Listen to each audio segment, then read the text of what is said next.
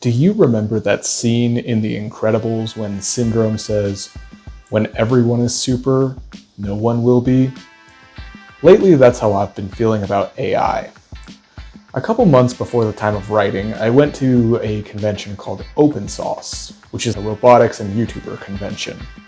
On almost every panel I went to, there was some variant of the question, how will AI affect YouTube? Now, I initially had another script talking about my thoughts, and at first they were relatively neutral. It's fine, was the general vibe. AI has been on YouTube for years. We've had VTubers and PNG tubers who use AI software to analyze their voices. We have TikTokers on the platform who use the AI narrator. AI has been on YouTube for a minute now. Now, I still had some issues with AI, but we'll get into those later. As I was getting ready to record my thoughts, I started seeing bizarre elements on YouTube. There are AI thumbnail generators built into the platform. That feels a bit cheap and lazy, but I think the part that really changed my mind about AI and YouTube was when I noticed that YouTube has an AI suggestions on the content you should make for your channel. First, do we have algorithms to exploit AI algorithms by the same entity? Does that seem weird to anyone else? Second, and far more importantly, I think coming up with the idea for a video is arguably both one of the most important parts of the video creation, but on top of that, it's also the easiest. I recognize that not everyone has an artistic gift in every art form. Some people can't draw, some people can't do music, some people can't make movies. I get it. Maybe I'm wrong here, but I feel like everyone can at least have a concept. I want to paint a sunset. I want to make a happy song. I want to tell a story about a lonely soda can. I have a 3-page list of video ideas I want to do. That seems long now, but it is finite, and I may run out of video ideas someday. And when the well runs dry, I don't know what's going to happen. But I'm not going to use other people's ideas. Those are their ideas to make, not mine. I've never really had a problem with AI art, as long as you're not doing it for fame or fortune or prestige. But suggesting content to create is sort of the point where I lost that opinion. To explain my current disdain, I see AI usage, especially for art, as a scale. Are you using AI as a tool or as the artist? This is my biggest problem with AI writers, people who write and sell books for profit. At the end of the day, it's plagiarism. You may not be plagiarizing a human, although that idea is already debatable, but you are taking credit for another entity's work. Now, not everyone is going to have the skill or desire or sometimes even the resources to make every part of their content. Even me. I love writing, I like editing, to some degree I even like producing. But I hate acting and directing. Even voice acting, which removes most of that, is still a massive chore for me. And when I get enough data, I'll probably use an AI voice simulator. It's still my editing, still my filming for live action clips, and it's still my writing, which to me is the core part of the video and the reason I feel my viewers watch me. I'll use AI as one part of the production. It's a tool for an element of the video that I only mildly care about. Granted, right now, I'm using ChatGPT as a script editor to help me use better language to help me clarify my points. It's still my thoughts, ideas, and structure. I'm using ChatGPT to add polish, not to create. Near the other end of the spectrum, I have a friend who writes books and sells them on Amazon. He told me he plugs in a prompt and has the AI write the rest, and he cashes the checks. A traditionally published novel is generally expected to be 80,000 words or more. For most people who want to be writers, writing without lots of fluff and filler is hard to do. Very hard to do. And that brings me to my next point. YouTuber Stuff Made Here made a video about how he made a home run hitting baseball bat. He later expanded on it with explosive bat crushing MLB records, where he used the bat to try and set the world record for the furthest home run ever hit.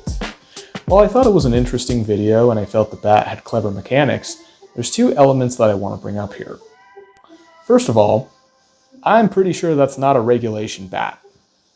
And far more importantly, isn't a home run special because it's rare, it's hard to do, it's a testament of what we can achieve when we put our minds to things? If everyone can hit a home run all the time, doesn't that make it meaningless? And this ties into my original point. If everyone is super, no one is. If everyone can write a book, writing a book is no longer impressive. If everyone can make a perfect digital painting, nobody cares about your human painting that you spent hours laboring over, especially if it's not photorealistic. Amongst other issues, AI art devalues the work and effort genuine artists put into their craft. And worse, in some cases, it can even be better. In fact, in many cases, it can be better. Like a camera and a printer is better than a painting. But nobody who uses a printer calls themselves an artist because they printed something. A machine did all the work. So why is it different with AI? You told the printer what to print in the same way you told AI what to generate. At least if you took the photograph, you were consciously taking into account framing, composition, focus, colors. As I mentioned, this topic was inspired by my trip to OpenSauce and the various panels I saw. At one panel in particular, there were two notable points brought up by Hank Green and Vsauce. In a question about the tools of content creation, Hank Green essentially says that he wishes he could just push a button, record, and export the video. Now I find his phrasing interesting because he doesn't say, I want to push a button and the video is done. He explicitly says he wants to record. Now we have AI tools that can write for you, voice act for you, generate images for you, come up with concepts for you, and someday soon, if not already, probably edit for you. Now back to Mr. Green. I think everyone wants their workload to be a little easier, and there's absolutely nothing wrong with that. The point I want to focus on is that he still wants to record, and I think that's an important distinction. That's what makes him an artist. He's putting a little bit of his soul into his content. Maybe he likes acting, maybe he likes writing, maybe he likes putting his distinct personality into his videos. Whatever the reasoning may be, he's making videos and recording himself because he likes doing it. And dollars to donuts, I bet if he lost all of his subscribers and resources overnight, he'd still make videos, because that's what he enjoys doing. On a related note, later in the same panel, when specifically asked about AI and YouTube, Michael from Vsauce chimed in and said, I can see how AI could really help people, but why would I want to watch something no one could be bothered to make? Which ties into my criticism of YouTube's content suggestion at the beginning. Let me ask you a question. Have you ever seen a simplistic painting selling for an unreasonable price or heard someone say, my child could have painted that? While there are various variables at play when determining why a piece is valuable or good, two often overlooked elements by non-artists is what the piece means and why it was created. Good art will often tell a story, even if its meaning is only understood by the creator. And I think subconsciously, many of us pick up on that story. We don't necessarily need to know what it means, but just that it exists. But the thing with AI art, especially with more autonomous AI art, whether a digital painting, a movie, or a book, there's no human story. There's no story underneath the story. There's no reason for the art to have been made other than fame or fortune or prestige. There's no inspiration. Even if an AI book tells a good story, it feels hacky because there's no soul or inspiration behind it. And I feel these AI videos and channels are making YouTube and art as a whole feel soulless and meaningless.